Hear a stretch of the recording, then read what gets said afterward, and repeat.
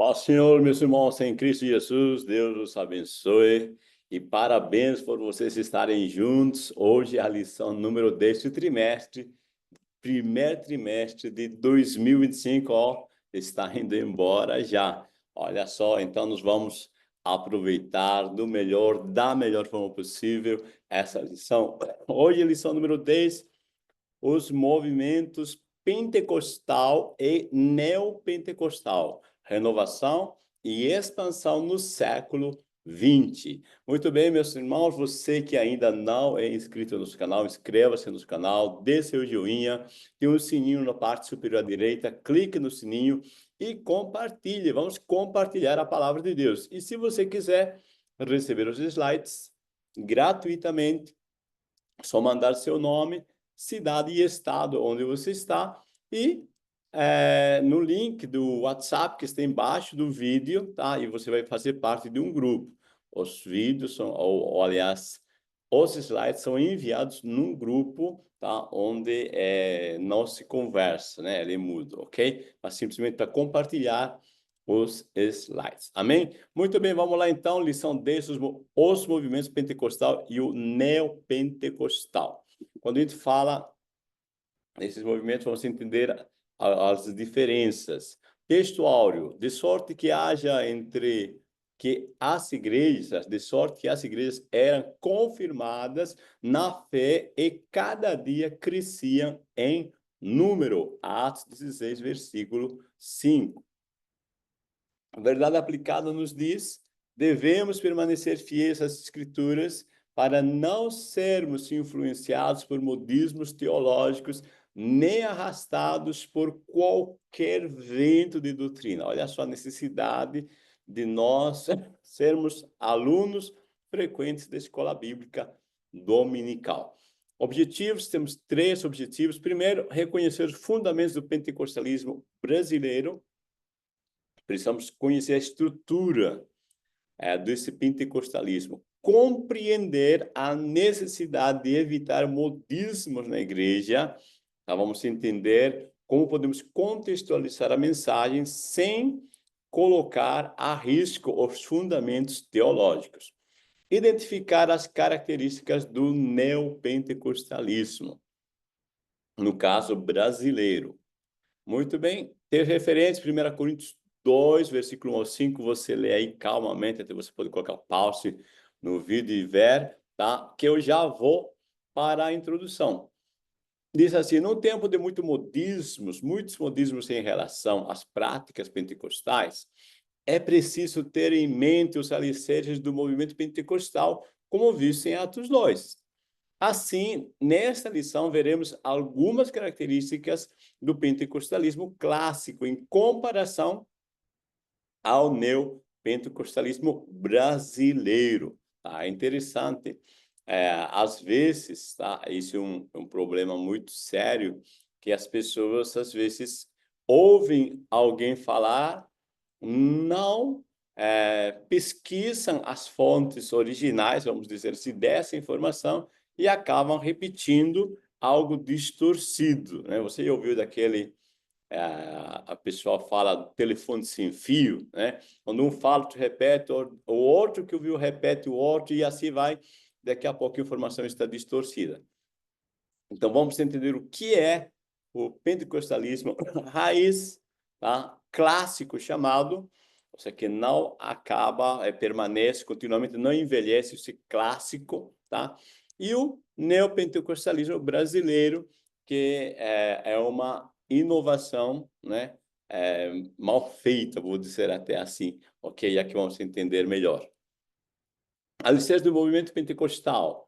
Primeiro, o movimento pentecostal nasceu alicerçado na doutrina dos apóstolos. Segundo, o movimento pentecostal nasceu alicerçado na comunhão.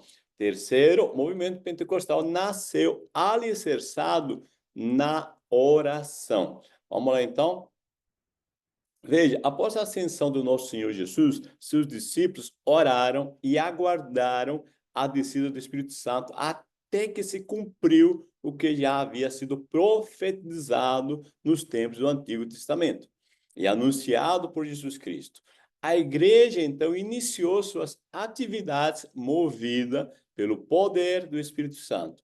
Assim, ao longo da história da igreja, impulsionados pelo relato bíblico, milhões de discípulos têm buscado a experiência e a prática pentecostal. Veja, meus amados,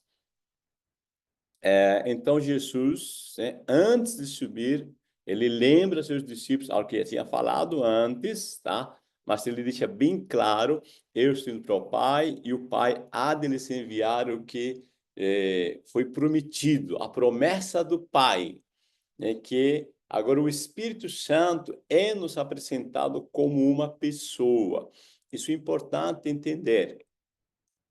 Por muito tempo, tá? As pessoas, né, os judeus, de uma forma geral, tá? Dentro do contexto do Antigo Testamento, o pensamento do Antigo Testamento, conheciam o Espírito Santo como uma força, um poder, uma energia, uma presença, tá? Mas não como uma pessoa. E Jesus nos apresenta uma pessoa, a pessoa do Espírito Santo. Ele vai, mas ele vai deixar outra pessoa no lugar dele. E vocês lembram que algumas vezes os discípulos quase que fracassaram em alguns momentos dos seus ministérios e sempre Jesus estava perto para lhes ajudar. Agora o Espírito Santo é aquele que está do nosso lado. Então, vamos pensar um pouquinho nisso. O movimento pentecostal nasceu alicerçado na doutrina dos apóstolos. Ao narrar o início da igreja, o evangelista Lucas registrou que os primeiros crentes perseverava na doutrina dos apóstolos e na comunhão. Atos 2:42. Entre os ensinamentos dos apóstolos aliás, entre os ensinamentos dos apóstolos, podemos ver a preocupação com os falsos mestres, conforme os textos aí, e a ênfase na importância dos dons espirituais na edificação da igreja. Portanto, o movimento pentecostal clássico se alicerça nesses fundamentos. Ok. Vamos entender aqui, né? Veja, primeiro de tudo, quando fala doutrina dos apóstolos, ele se refere àquilo que foi ensinado. Tá? Eu acho muito interessante que Paulo, na sua despedida das igrejas da Ásia, ele diz que em nada, tá, lhes privou daquilo que o Senhor era para ensinar, né? Ele passou para ensinar, tá? Dia e noite, diz, eu ensinei tudo, tá? Que deveria ensinar, tá? Isso é um bom propósito que cada líder, né? Isso é uma questão muito interessante. Cada líder de igreja deve fazer tudo possível para ensinar toda a doutrina dos apóstolos, toda a palavra, todas as epístolas, tá? Todos os evangelhos, né? Devemos ensinar todo o Novo Testamento a priori, para depois também ensinar o Antigo Testamento, tá? Então, a doutrina dos apóstolos é fundamentada no conhecimento do Antigo Testamento. Vamos lembrar sempre disso, que não havia Novo Testamento na época de Paulo. Então, toda a doutrina dos apóstolos é fundamentada no conhecimento do Antigo Testamento, mas os ensinos de Cristo, ok? Então, se nós queremos ensinar a igreja hoje, nós vamos pegar os escritos, os ensinos dos apóstolos, que é as epístolas, né? E vamos ensinar a igreja, tá? E a ênfase na importância dos dons espirituais. Então, os apóstolos ensinam a necessidade. Eu preciso ser batizado com o Espírito Santo e ter os dons espirituais, porque os dons espirituais são a capacitação sobrenatural de Deus para fazer o que nós precisamos fazer como igreja. A obra de Deus não é feita com recursos naturais, mas sim com recursos espirituais, ok? O movimento pentecostal nasceu alicerçado na comunhão. O movimento pentecostal nasceu alicerçado na comunhão entre os irmãos, a qual busca manter ainda hoje, segundo o modelo de culto e ensinamentos que caracterizam a igreja primitiva. Conforme Hebreus 10, eu só coloquei o 24, que diz assim: e consideremos-nos uns aos outros para nós estimularmos ao amor e às boas obras. Olha só. Então, isso aqui é um pequeno trecho da doutrina que se ensinava, tá? O que é? Comunhão, consideração. Consideremos-nos uns aos outros para nos estimularmos ao amor. Seja, vamos nos motivar a amar uns aos outros, vamos considerar, vamos honrar as pessoas. Como é que nós honramos as pessoas? Isso é muito importante. Honrar as pessoas é entender que essa pessoa é um ser humano igualzinho a mim, igualzinho a você, tá? Essa pessoa, tá? Ela tem limitações igualzinho a qualquer um. E nós não olhamos nas limitações, nós olhamos para a essência. Essa pessoa foi criada à imagem e semelhança de Deus, tá? Somente quando eu conseguir olhar a essência de que essa pessoa é a imagem e semelhança de Deus, sem estar focando naquilo que às vezes é considerado como limitador dessa pessoa, tá? Porque todos temos limitações, né? Então eu vou conseguir considerar a pessoa, eu vou conseguir honrar a pessoa. Então somos chamados a viver em comunhão com nossos irmãos, assim como os primeiros cristãos viviam segundo a mesma fé, o mesmo sentimento e o mesmo amor, tá? Então, quando olhamos para o passado da igreja primitiva e vemos os resultados que eles tinham, então é bem simples. Se eu quero ter os resultados que eles tinham, eu devo ter as mesmas práticas que eles tinham. Eu devo acreditar no que eles acreditavam. Eles acreditavam que a comunhão é essencial para que as bênçãos, os milagres, o sobrenatural se manifestem. Aí este é o Salmo 133, né, que diz, oh, quão bom e quão suave que os irmãos vivem em união. É como, né, eu acho muito interessante a comparação, que diz a segunda parte, né, que diz que é como o orvalho, né, que desce, né, e vai dando vida, tá? Ali o Senhor ordena a vida, tá? É importante entender, se você olhar a geografia bíblica, o orvalho, tá, do Hermon alimenta o Rio Jordão. E o Rio Jordão dá vida a toda a região da Palestina. Então o salmista está dizendo como é essencial a união, porque a união dá vida ao nosso ambiente, tá? Ou ao contexto onde vivemos. O movimento pentecostal nasceu alicerçado na oração. A Assembleia de Deus surgiu tendo como base os princípios de oração do movimento pentecostal. A igreja primitiva nos ensina que a oração é uma das coisas mais importantes na vida da igreja de Jesus Cristo.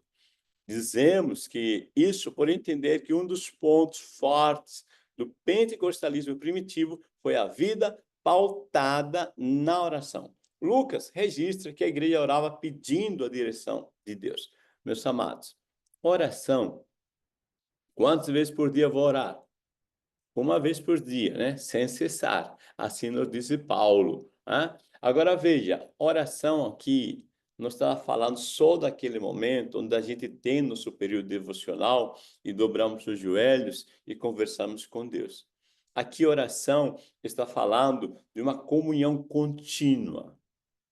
Isso é orar sem cessar. Comunhão contínua, tá? A gente honrar e respeitar a pessoa de Deus aqui e o Espírito Santo aqui, né? Deus e o Espírito Santo aqui e aqui. Honrar ele e nós como na presença dele e ele em nós, tá? Então, a comunhão, a conversa, o diálogo, isso é oração.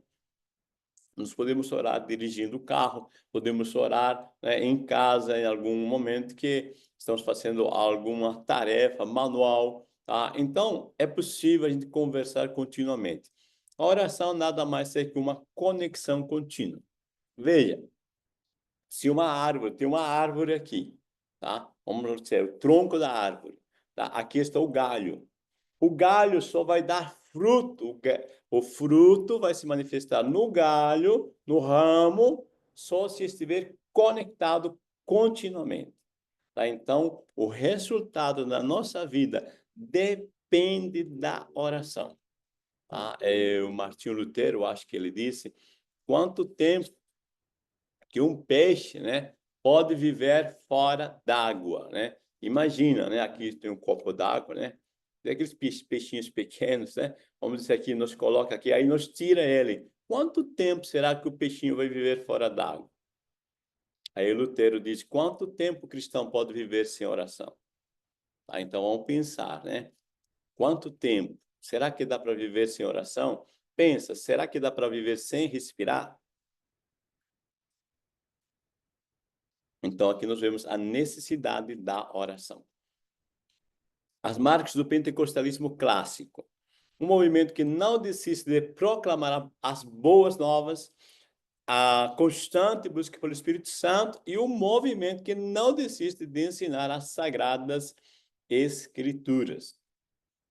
O pentecostalismo clássico tem 3 marcas distintivas, considerando o registro em Atos e o início do movimento pentecostal no Brasil. Refletir sobre isso possibilita a compreensão adequada dos termos pentecostal e pentecostalismo, que têm sido usados para descrever movimentos e denominações cujos ensinamentos e práticas estão bem distanciados das raízes teológicas do pentecostalismo clássico. Olha só, não basta, né, está colocando aqui nosso autor, não basta colocar um rótulo.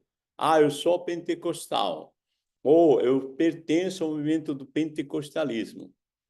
Tá? Se eu colocar aqui um rótulo, tá? Aqui é água, tá? Se eu colocar um rótulo aqui, Coca-Cola, né? O rótulo não vai transformar o conteúdo.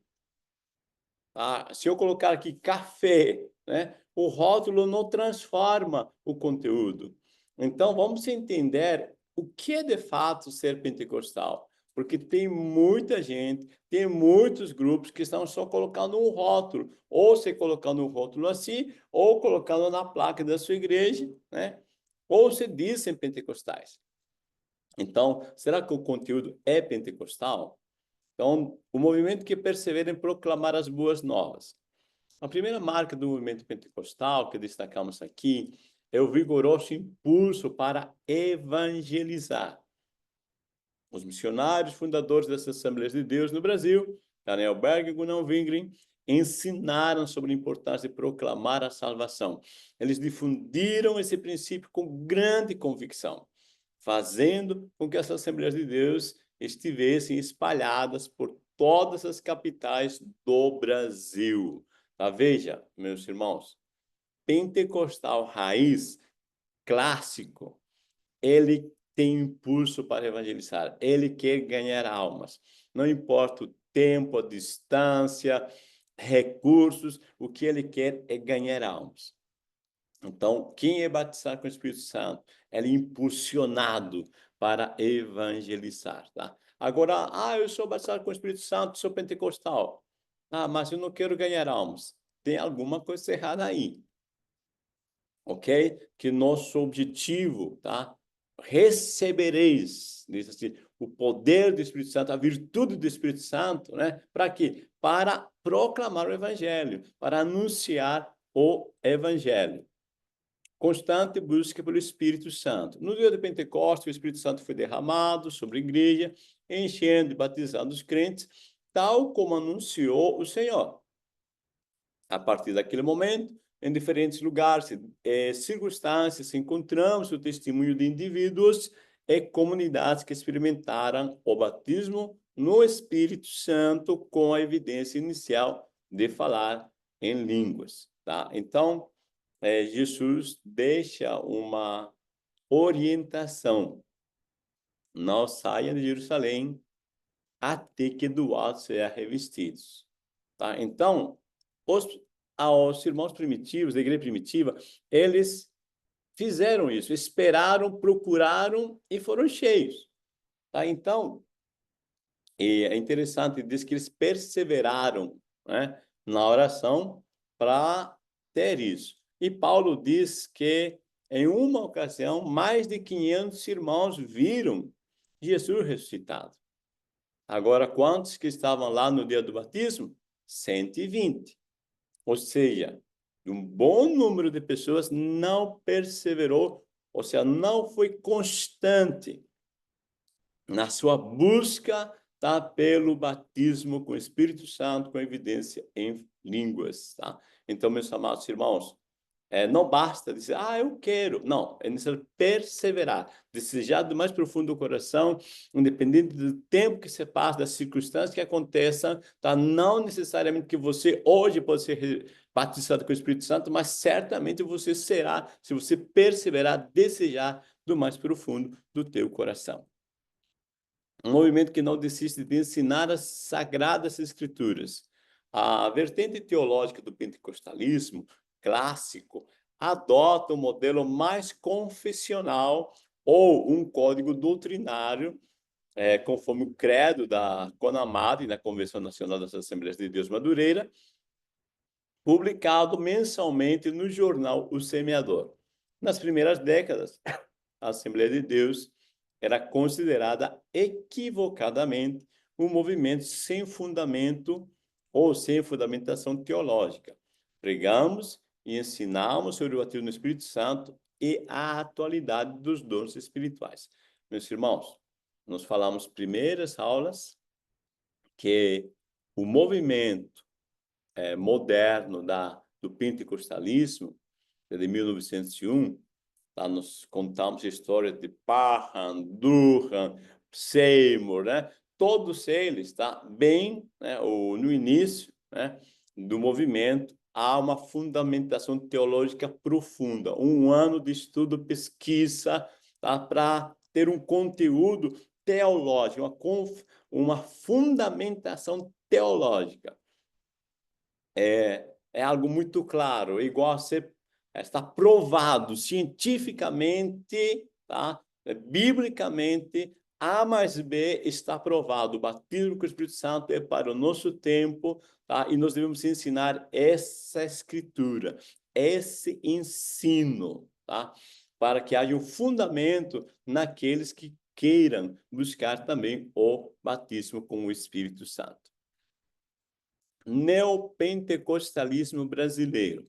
As inovações do neopentecostalismo, a pluralidade neopentecostal e as fontes do neopentecostalismo. As práticas e os ensinamentos de alguns movimentos e denominações não caracterizam a identidade do pentecostalismo clássico, tá? Pentecostalismo clássico são até o ano 70, mais ou menos, a Assembleia de Deus, né? a Quadrangular, tá? A Lois Franciscone da Cristã do Brasil, são considerados, tá? Pentecostais clássicos. E neopentecostal, né? Se usa esse termo para caracterizar movimentos, denominações, enfatizando a diferença entre o movimento pentecostal que surge no Brasil no início do século XX. Então, a diferença entre ser pentecostal e neo. Logo, a palavrinha neo nos sugere algo novo, né? Ou uma inovação. Então, alguns estudiosos identificam o surgimento dos neopentecostais a partir do final da década de 70.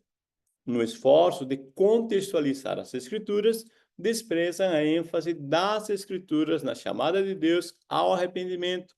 A fé é a fé cristocêntrica, ensinando uma fé nominal, superficial, utilitária e pragmática.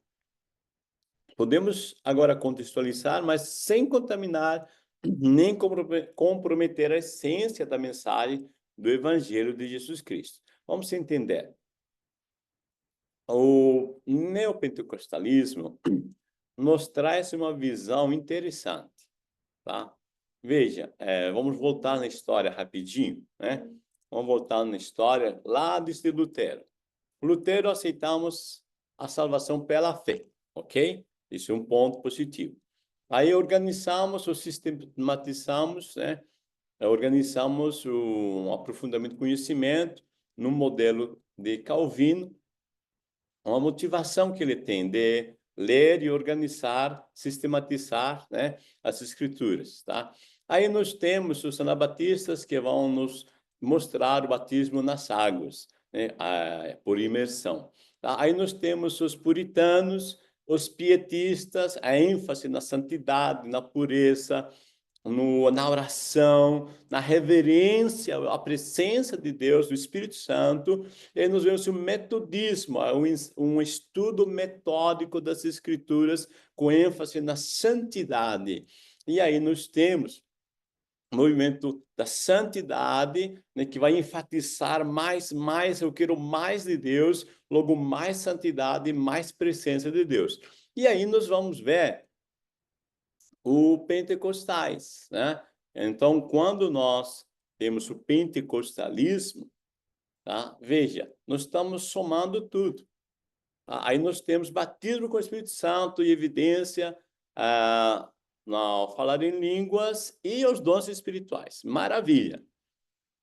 E a nossa ênfase, tá? Isso, buscar o Espírito Santo, os dons espirituais, a cura, a pregação de que Jesus vai voltar era nosso foco. Só que os cristãos, tá, agora do neopentecostalismo, esse movimento que é chamado de neopentecostalismo, eles percebem que Jesus não está voltando e existem algumas pregações que são mais dogmas, alguns ensinos que são dogmáticos, que não condizem com as escrituras. Tá? Igual desde Lutero vai se acrescentando algumas coisas, né? Vai se entendendo mais claramente algumas coisas, tá? Dentro do movimento neopentecostal americano, tá? Não brasileiro, tá? Vamos entender bem. Americano, tá? Entende-se que o cristão não precisa ser pobre, não precisa ficar doente simplesmente, tá? Ele pode crer na palavra assim, né, como no Antigo Testamento, no Novo Testamento, igreja primitiva, pode crer que Deus, tá, também cuida dos seus filhos aqui enquanto estão na terra. E aí vai gerar, né, essa questão, tá, do movimento neopentecostal. Eu vou para o céu, mas eu vou tentar aqui também viver melhor aqui na terra, enquanto eu não chego no céu. Só que aí, tá, aí está um problema. Quando se inicia o movimento neopentecostal lá nos Estados Unidos, e as pessoas, tá, aqui do Brasil, né, pegam um pouco, agora escuta, um pouco daquela informação, eles moldam, tá, aos desejos objetivos próprios, tá, dessas denominações brasileiras neopentecostais, onde vão distorcer o objetivo, tá, a ampliação do evangelho, tá? Porque eu tenho certeza que todos hoje concordam que nós devemos sim pensar no céu, mas também devemos ter uma vida, né, que seja também um testemunho de Deus na nossa vida, tá? Não aquela vida, às vezes, que se pregava como que pobreza era sinônimo de humildade, né? Onde doença era sinônimo de que Deus quer você assim, porque crente que não tem prova é porque está agradando a Deus, tá? Isso era uma pregação que nós tínhamos do antigo entendimento, tá? Que os neopentecostais vão discordar disso. Tá? Então, vamos entender bem aqui a questão. A pluralidade neopentecostal. Essa corrente teológica recorre às promessas e discursos mágicos para a resolução de problemas diversos, como os relacionados à vida financeira e à saúde. Muitos desses cultos chamam a atenção pelos excessos cometidos nos púlpitos, os quais tomam o lugar de Cristo na pregação. Né? Na realidade, Cristo não é mais importante, mas os sinais. Veja só, o nosso autor colocou muito bem, tá? Muitos desses cultos chamam a atenção pelos excessos. Sempre, tá? Eu já disse várias vezes aqui em nossas aulas, sempre os excessos vão dar problema, tá? Eu não posso ser aqui radical para esse lado, enrijecido a ponto de eu não me permitir entender mais a palavra, tá? Me ampliar minha visão, eu também não posso ser excesso nesse outro ponto, tá? Onde eu vou abrir mão da estrutura, tá? Pentecostal, tá? Então a gente deve saber entender bem isso. Ou seja, Deus quer que nos prosperemos financeiramente? Claro que Ele quer. Deus quer que nos tenhamos saúde? Claro que Ele tem. Mas vamos entender bem o que é que diz as Escrituras a respeito e não exagerar, né? Ou seja, um dos exageros de algumas igrejas, tá? Não todas, tá? Algumas igrejas neopentecostais que não têm fundamento verdadeiro nas Escrituras, acham que o crente, por exemplo, não pode ficar doente. Ah, não, eu não vou ficar doente, não posso ficar doente, né? Nós somos seres humanos. Nós podemos, sim, em algum momento, ficar doentes. Agora, biblicamente, Deus quer que eu fique doente? Não. Se você vê todo o Antigo Testamento, no Antigo Testamento, diz o texto bíblico, né, que o Senhor curou várias vezes eles, vários momentos nós temos a prova que Deus cura ainda no Antigo Testamento, cuida do seu povo, tá? Principalmente lá no deserto, né, que você vai ver da saída do Egito até a Terra Prometida, tá? Então nós vemos vários exemplos. Deus prosperou seu povo? Prosperou. Tá? Então Deus quer. Agora, excessos, tá? Deixar de lado a mensagem cristocêntrica de que Jesus salva, aí um problema seríssimo. Então, o que fazem muitas igrejas neopentecostais. Três, as fontes do neopentecostalismo. Muitos ensinamentos e práticas neopentecostais vêm de movimentos surgidos nos Estados Unidos. Veja, o nosso pentecostalismo vem dos Estados Unidos, né? Daniel Bengu e Navingre vieram de lá, tá? Agora nós temos que ter cuidado, sempre verificar o que se fala sobre as fontes. Então aqui nós temos dois nomes citados, Essex William Kenyon e Kennedy Erwin Hagin, tá? Esses pregadores foram inspiração ideológica do movimento americano, que por sua vez influenciaram os movimentos neopentecostais. Kenyon e Hagin foram os primeiros a difundir os ensinamentos que mais tarde foram conhecidos no Brasil como a teologia da prosperidade. Interessante, né? É muito importante você, tá, verificar, tá, o que se ensina e o que se pratica, porque existe grande diferença, tá, quando você vai ver, tá, por exemplo, né, esses autores citados aqui, o Kenyon e o Hagin, tá, o que ensina? Agora, o que se ensina aqui no Brasil?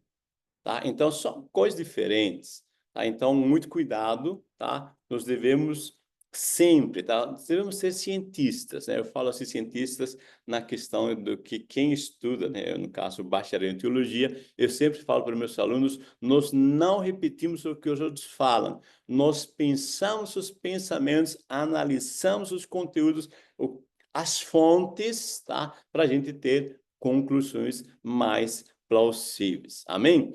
Deus os abençoe, meus amados.